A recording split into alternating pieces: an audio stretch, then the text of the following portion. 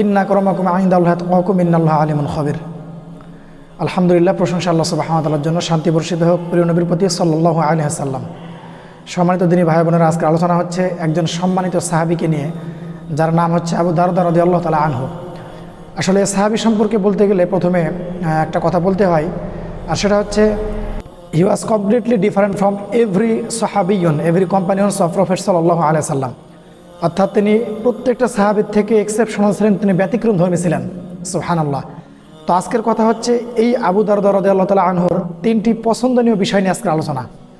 আবু দারদা রাদিয়াল্লাহু তাআলা আনহু তিনটি বিষয়কে অত্যন্ত পছন্দ করতেন। মোস্ট অফ দ্য সাহাবিয়ন, অর্থাৎ অধিকাংশ সাহাবী এই তিনটি জিনিসকে পছন্দ করতেন না। চলুন আমরা বিষয়টা জেনে নিই, তিনি কোন তিনটি জিনিস পছন্দ করতেন। আবু দারদা রাদিয়াল্লাহু তাআলা আনহু তিনি প্রথমে পছন্দ করতেন দারিদ্রতাকে। যদিও আমরা জানি রাসূল সাল্লাল্লাহু আলাইহি ওয়াসাল্লাম অনেক দোয়া আমাদেরকে শিক্ষা দিয়েছেন দারিদ্রতা থেকে, মানে দারিদ্রতা বিমোচনের জন্য, যাতে আমরা সুখে থাকতে পারি। অনেক দোয়া তিনি শিখিয়ে দিয়েছেন। আল্লাহুম্মা ইন্নী আউযু বিকা মিনাল হাম্মি ওয়াল হাযানি ওয়াল আজজি, এরকম অনেক দোয়া রয়েছে। আল্লাহুম্মা ইন্নী আসআলুকা ইলমান নাফিআ ওয়া রিজকান তাইয়্যিবা, অনেক দোয়া রয়েছে হাদিসের, এমনকি কোরআনেও রয়েছে অনেক দোয়া। তো তিনি দারিদ্রতা চাইতেন।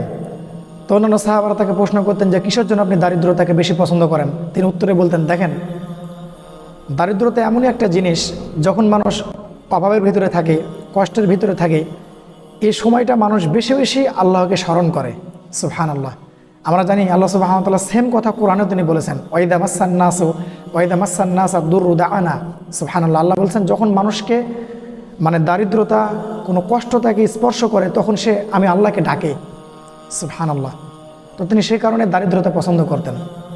আমি একেবারে সংক্ষেপে আমার বক্তব্য শেষ করব ইনশাআল্লাহ তাআলা। 2 নম্বরে তিনি যে জিনিসটা পছন্দ করতেন সেটা হচ্ছে রোগ, অর্থাৎ ব্যাধি যেটাকে আমরা বলে থাকি, এই রোগ তিনি পছন্দ করতেন।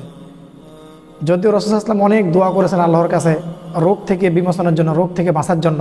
যেমন প্রসিদ্ধ একটা দোয়া রয়েছে হাদিসের, আযবিল বা'সা রাব্বান নাস ওয়াশফি আনতা শাফি লা শিফা ইল্লা শিফাউক, এভাবে এক সুন্দর একটা দোয়া রয়েছে। তো আমি অধিকার না যাই, তিনি অনেক দোয়া করেছেন। কিন্তু সাহাবী রোগকে পছন্দ করতেন এই কারণে, তিনি উত্তরে বলেছিলেন যে আমি রোগ এই কারণে পছন্দ করি, যখন একজন মানুষ রোগাগ্রস্ত হয়, অর্থাৎ রোগে আক্রান্ত হয়, যে কোনো রোগে, তখন এই ব্যক্তির থেকে আল্লাহ সুবহানাহু ওয়া তাআলা তার পাপগুলোকে মোচন করে ফেলেন। সুবহানাল্লাহ। যেমন একটা হাদিস রয়েছে, রাসূল সাল্লাল্লাহু আলাইহি ওয়াসাল্লাম বলেছেন, মাইরুদুল্লাহ বি খয়রান ইউসিবমেন, যে ব্যক্তির আল্লাহ ভালো চান তাকে আল্লাহ সুবহানাহু ওয়া তাআলা একটু বিপদ দিয়ে পরীক্ষা করেন, তাকে একটু বিপদের ভিতরে রাখেন, যাতে সবসময় সে আল্লাহকে স্মরণ করে, যাতে করে সে পাপের দিকে ধাবিত হতে না পারে। সুবহানাল্লাহ। 3 নম্বরে তিনি যে জিনিস পছন্দ করতেন সেটা হচ্ছে মৃত্যু। আজব একটা বিষয়। সুবহানাল্লাহ।